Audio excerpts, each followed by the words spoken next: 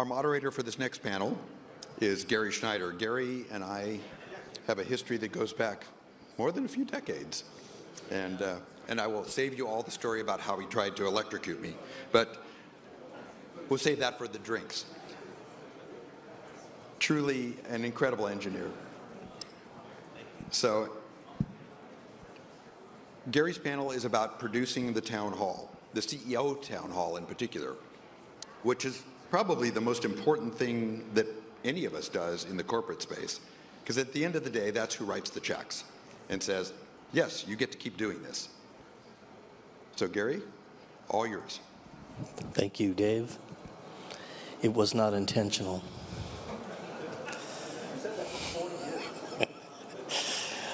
Thank you, everyone, for joining us for this conversation. I'd like to let everyone maybe quickly introduce themselves. Sure. So, hi, everyone. Mitch Hyare with Salesforce, Senior Manager for Streamforce. We do all the internal events and external events. Hello, everyone. My name is John Raidel. I work for Vizrt in our Center of Excellence, and both working for customers, like some of yourselves, but also helping internally with our internal comms teams. Hi, everyone. Mitch Rosenthal, Director of Business Development for Tata Comms Media, based out of LA. I handle everything production related, that's in the title, but also enterprise as well, helping service all of y'all. Hello, everyone. I'm Angelo Taylor. I work for a company called Altera. I do all the media production, webcast, everything, one-man band. Yeah. Great. So we have a little bit of a mix of folks that help to serve these events, as well as those that are actively participating in the events. So I thought we'd just start a bit by talking about the technology environments that you work in and some of the tools that you use to produce that. And then we'll move into the more fun things about how dealing with the teams and so forth. Yeah, I mean, I can kick that off. We've got a lot of fluid spaces. I mean, look, we've got on-site infrastructure spaces that drive a lot of our internal events, but we also have pop-up kits, technology that we have to build, and those are on demand. And everything has to always remain fluid, and we've got a great team that drives that, and a lot of partnerships with a lot of internal stakeholders that help drive that for us. So nothing too specific, but we have to always be evolving for the requests that are coming our way. How to start? So at Vizrt, we use our own products. We supplement those. Across our marketing team, our internal comms teams, we have multiple offices globally, outfitted with control room space, studios, and stages. We outfit those on a per office basis. So some stages may have the ability to do AR graphics, some may not, but also every office is interconnected. So at any time we can take a guest, a C-suite member, or just a production happening in, say, Bergen, and interface it with a team working locally in our San Antonio R&D office. And for us, it's the global network for sure. I mean, being part of Tata Comms, the advantage is definitely the major infrastructure that we have. Everything's based off of that. We have our studio in LA, our flagship, Victory. It's 67,000 square feet, enables us to do a lot, but the network is truly what separates us from everybody else, I feel like. It really enables cloud production, able to do a lot to empower just content creation globally. I might interpret this question differently, but I'm a part of a company that has split off from a major corporation, and I was given the task of building things from the ground up. There wasn't a studio there. I had an auditorium, but the technology is old.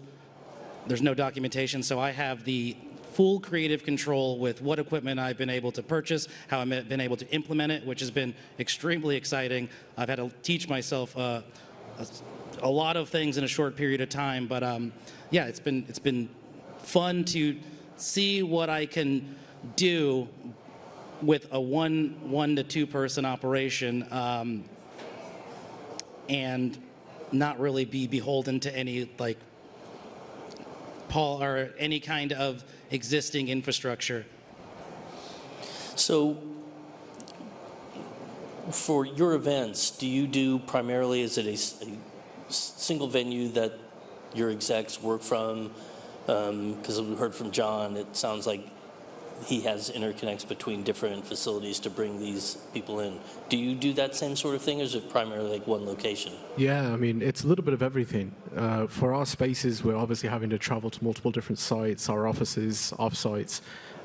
We have some spaces that we will deliver from, and there's stakeholders within the business and spaces that we own. But other times, yeah, we do have to travel and set things up in different spaces just to get feedback. And we don't have point to point, and we hope to get there. But right now, we like the fact that we can manually set up and manually control everything, and we got, like I said, we got teams everywhere that are really doing this. So, yeah. Have you used or looked at your tech selections on how that may help drive engagement from the employees that are viewing or either participating in the events? Angelo, you want to start? We'll go this way. Sure. How am I utilizing the tech to drive internal communication? Engagement. Engagement, yes. Our company it feels like we as a whole are at the frontier of how to create a process that is the complete opposite of what the company we came from. How I drive engagement. This might seem ridiculous, but I make banana bread and bring it to people around different BUs, tell them that, hey, there's this thing coming. You should come to the webcast, drive engagement.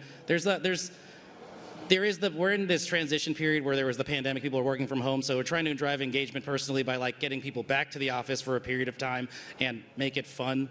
I know that's crazy in a work environment, but banana bread goes a long way. Yeah. I can answer some of it. So our engagement in our tools is really a story on what is the topic for the given town hall, whether it's a kickoff for the year, a summit, a quarterly, certain announcements, and those things vary on the degree. So traditionally speaking, and I don't think I'm alone, the company would do and use tools like Zoom and Microsoft Teams, and it would be a virtual call, and the speakers, the messaging would be done through a tool in that sense, or we would bring in the speakers remotely using those types of tools to get a message out. With that, probably traditionally, a lot of the messaging is done through traditionally PowerPoints, but we've seen a huge shift and change in engagement when we've started using other tools or just displaying information differently. Using AR graphics, for example. Personally, I was in London last week, and I was asked to present for our company summit, a 45-minute discussion. And I thought to myself, my process was, how do I make this engaging? Well, outside of doing PowerPoint slides and having that be the focus of just pictures and blocks of text, we took that information and I used the text as my actual verbal talking points, but I displayed the information in AR next to me on our stage. That could be a chart, that could be figures, growth, customer stories, pictures, but then we also supplement it with engaging video. And we see doing these things with those tools over the course of the last, I would say, 2 or 3 years, our engagement internally is up. We're using things like QR codes that are displayed on screen for participants to scan and ask a question. Or maybe there's a question at the beginning of a segment or a specific presentation, and there's maybe a polling or a reaction of that for the live audience or the live viewership to respond to. So we've done a lot of different things in that, and the more and more we talk about it, we're getting further and further away from talking head PowerPoint, because it's shown to us, and also the feedback. Quite honestly, when we have guests either in the studio together or using those methods, we've just heard insurmountably that the viewers have really seen a difference in production value. But really, they're displaying and sending out the same message. They're just displaying it in a different way, telling that story and that message in a different way. Mm-hmm. Anything to add? No? All right. So I'm curious, now that we talk about kind of engaging with the CEO or the lead exec, their comms teams and handlers, and how you kind of scope and script what the event is going to be, how closely do you work with these various teams, and how do you work with them to kind of help guide an event that is? And I use the word engagement a lot because I hear it a lot within our environment. That's what the teams are striving for, is to have people join, whether it's the stream or come in person. So how do you work with those teams? Yeah, I mean, we've got a producer in our team that will drive that engagement. And that's where the key component is, right? You got to learn about what's going on, understand how to execute everything. But the struggle is always the ever-going changes and how we have to relay that back to the various teams. So we like to have single points of contacts. We use Slack, being a Salesforce company, and we build channels on everything and have direct communications with those for archiving purposes. But I think that where we like to go with this is really just trying to make sure that everybody's clear on the expectations, everybody's clear on what we're trying to output, and make sure that our producer clearly understands how to relate to the technical team, and that they understand what it's technically going to take to require their needs and be that bridge. Communication is key, but we don't want to get overly technical in these conversations because they just want to know how you're going to get it done. So yeah, it's a lot of things over Slack. We do stuff over Meets and stuff as well, but yeah, Slack is our main force tool. Yeah, we often say, you're the what, we are the how. Work with them that way. But John? The internal comms team does a very good job of getting messaging out, whether that's newsletters, Teams channels, announcements. We have kind of like an all company channel that everyone can see. There's reminders, meeting invites and things like that. But also when it's something like a town hall, and it doesn't work for everybody, but when there is a concentration in a given office, there's time set aside in that office. There's a large monitor, rolled out speakers, and everyone gathers in that room or in that general space, even if it's to just watch that town hall and watch it together. So those things are then are organized globally, office to office. They do things locally to have that engagement with the employees, and sometimes the teams that are remote, strategically they plan team trips to a specific office. And the sales team gets together in New York, and it just so happens to be a week that there is a town hall. So now the U.S. sales team is all in New York together, watching together as well.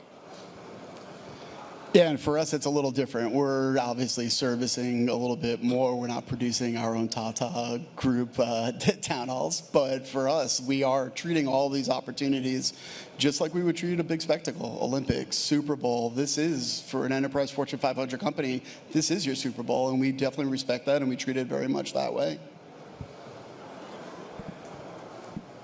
So it's surreal for me because I was asked to join Altera directly by the CEO. I sit next to Sandra, the CEO, help produce I'm a part of a comms team of 3. Again, we're a small company, and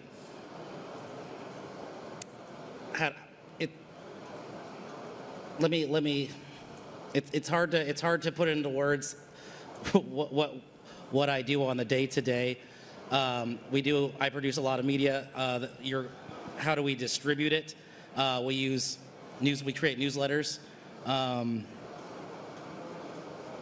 We do it through, I'm sorry, I lost my train of thought here. Let me circle back at that maybe another time. Okay. How embarrassing. That happens. That happens.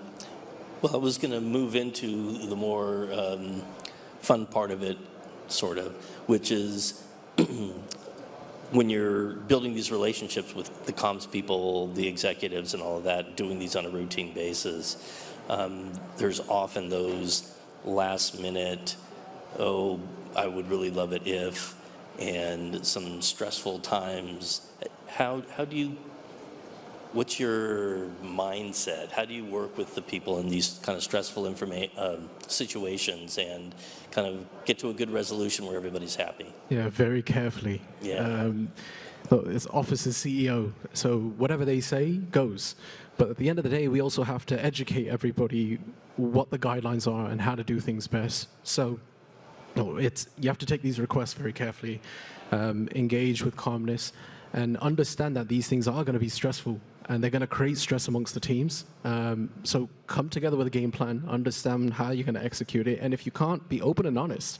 It may require working with an external vendor or expanding the team more, looking at the resources internally and how to deliver. But the key thing here is honesty and be open. Don't wait, don't sugarcoat it, and you'll find that you'll build these relationships better and the trust value big. So, and to me, that's what this is all built off of, is trust. So as long as your stakeholders understand that they trust you and you trust them, you'll execute just fine. For the most part, it depends on who it is. If it's specifically a CEO or a CFO, what are their communication skills? How important do they need a teleprompter? What's the last minute request, right? Sometimes no is okay. As long as they understand that you're on the same team. We're trying to get their message across and do it in the cleanest and most direct way possible, right? The last thing they want is something to go wrong.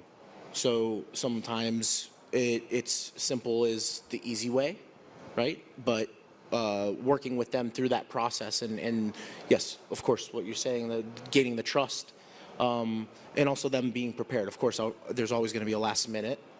Sometimes those things are doable. And just clearly communicating from a technical standpoint, here's the stress, we need to take this one break because I have to do this, right? And we could prepare around those things depending on the ask. Yeah, I fully agree with everything you both just said. The trust part is definitely like a major piece of it, and none of us want to say no ever. But if it's going to break the show and they're going to be embarrassed, of course you're going to say no. So it's always that give and pull or that give and take a little bit and just making sure that it's going to succeed. And of course the CEO, CFO is always going to ask for the world. You got to politely tell them no at times.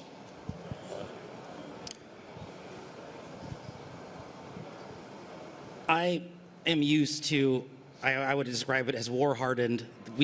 I get last-minute changes while we're already filming in production. I'll run the teleprompter and just get accustomed to it.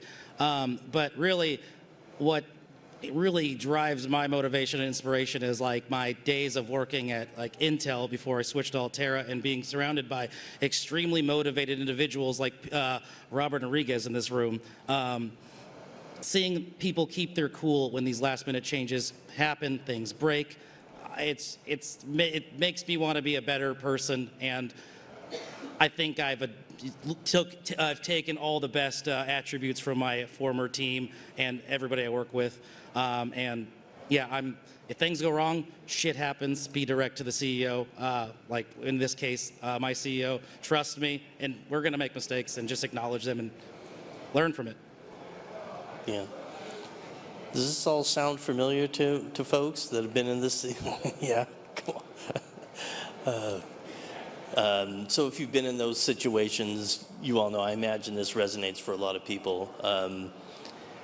Maybe in the last few minutes, you want to share a little tough war story of something that's gone on, or, I mean, I'll start.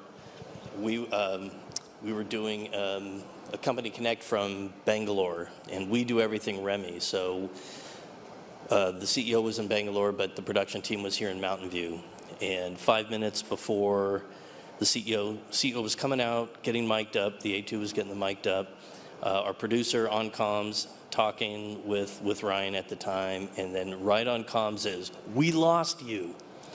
So everything went black in our transmission back and forth, and Katie just stayed so cool. It was fun to watch that, but we got it all back up. We got with our network team and resolved that particular issue, and then the show went off pretty flawless, but it was that spike in heart rate that was just pretty crazy. So that's a recent one for me. Yeah, I mean, we had something similar recently, and Colin in the crowd can contest to this. It was a CEO event, internal, and we lost broadcast. And there was multiple reasons to that.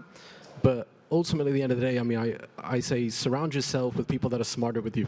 Because at the end of the day, those are the people that are going to fix it, and those are the people going to keep you calm as a leader in that space. And fortunately, I have the right people around me that we learn from the mistakes. There's postmortems, and you could do the deep dives, and anybody can nitpick all of the details. But at the end of the day, are we able to execute it again? Are we able to innovate and advance the next time? That's all they're looking for. And if you can explain that and showcase that, with confidence, then I believe that you're a leader in that team for a reason. So. Yeah, I love that. Not directly on an internal comms basis, but a kind of a war story and showing of having the right team around us. At IBC this year, we have our booth, and we kind of start off the show as the doors open, and we have programming. We have a stage. We have interviews, presentations, talking about products and whatnot. 5 minutes before the doors opened, we lost all power on the booth, literally everything. And it was very apparent with those running around the booth who has been in a production world and who hasn't. You could pick out very quickly the only 3 or 4 people in the company who have, looked at each other and said, 5 minutes is an eternity. Like, we'll figure this out. This is just a plug somewhere, right? But keeping cool, right? And I think that goes beyond just the one example, but just as a technical person that's putting on these events, when something goes wrong, you're responding to the problem and keeping your cool and not freaking out. Because if you are the one looked on as the expert or a part of that technical team and you're freaking out, then everybody else is scared, right? So I think that's a huge piece of it. And also some of the fun when you're on the technical side, right? Yeah, I think just the 3 of you you talked about team, right? It's really surrounding yourself with the right team, the right pieces, rounding it out properly. It's live production. It doesn't matter what it is. You're going to run into issues one way or the other. Something will arise somehow. It's surrounding yourself with the right team. And as you said, John, it's like when I set up a show, if all of a sudden I'm the one running around, my hair on fire, everybody around me inherently will do the same. Can't have that. Literally keeping that stability for the entire crew is super important. But yeah, the team and surrounding yourself and all that pre-pro definitely is what makes it sing. I had a recent company-wide webcast where I was streaming to teams, and we wanted it to have interactive capabilities where anybody could engage, turn their mic on, and talk on the. And it was in the auditorium. CEO was giving presentation. and I kept getting kicked off of the Teams meeting, and this was a showstopper. People in the audience would stand up and say, I can't see anything, I can't hear anything, telling the CEO to stop, just like complete loss of control, rejoin, was kicked by who knows, but that was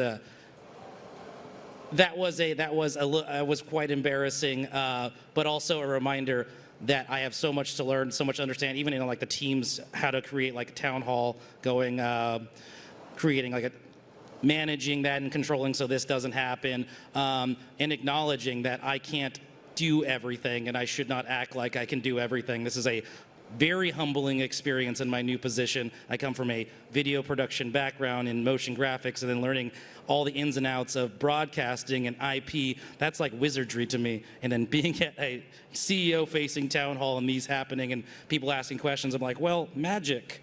You know, I have a lot to learn, and learning to just be truthful about, hey, I'm still learning all this stuff. Just give me time. So again, just the last couple of minutes, but there are a lot of peers here that do a lot of the same work that we do. You guys are up here on the panel. What kind of simple advice might you say from an experience that you've had that you'd want to share? Yeah, I think I said this before, but leave the ego at home. We come from an industry where you almost have to have an ego to get through this industry. Leave that at home. Surround yourself with people that are smarter with you. You'll educate yourself so much more. Learn to trust and have some patience. Everybody's going to freak out. You're the single point of contact. You're going to fail in something, and someone's going to be yelling at you or screaming at you. It's okay. You're the subject matter expert. It's for you to make it very clear on how to fix things, how to move forth, and build trust. And you'll get far in this industry. Yeah, I like that. One of the biggest things I think is anything is possible, right? What resources do you have?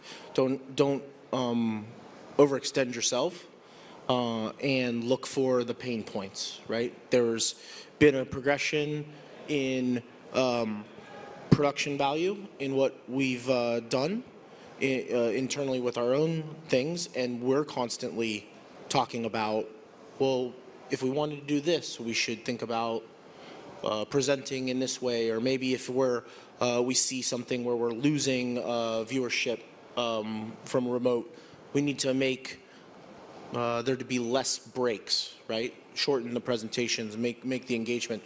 So it's always evolving and talking together. And what is that gonna require? Do I need a separate graphics person? Do I need a separate audio person? I mean, God, the first and foremost, please invest in an audio person, right? Their position is so important, right? Even if it's just simply forgetting the mute button, right? Don't put all of that on one person, right? But at the end of the day, it truly is what is the ask? How can you execute that? And what's the proper prep time and personnel that you need for doing those things? And kind of on that note, right tool for the right job. Make sure that you're doing your homework, you're going through, you're getting all those requirements, you're going in eyes wide open. Make sure that you're selecting the right methodology for every aspect of your production. Don't just automatically go for the cookie cutter. There's a lot of options out there. I mean, we saw that today a little bit. Definitely homework, right tool for the right job. In the 11 years I've been in the tech industry, executive facing and engaging with them, I noticed everybody's afraid of these people. Talk to them, learn about their hobbies, take interest in their lives, and it really, really goes a long way. They talk about work all day. It's awesome when you talk about, hey, how are your kids doing? Hey, you're into bees. I'm a beekeeper too. It really makes the job a lot easier, and they will remember you. No, that's great. That is a really good one. Well, I think that's all that we had for today. I want to thank the panel for participating in this. I hope this help sharing of experiences and traumas and all of that kind of helped and resonates with everybody. So thank you for being here. Thanks, everybody.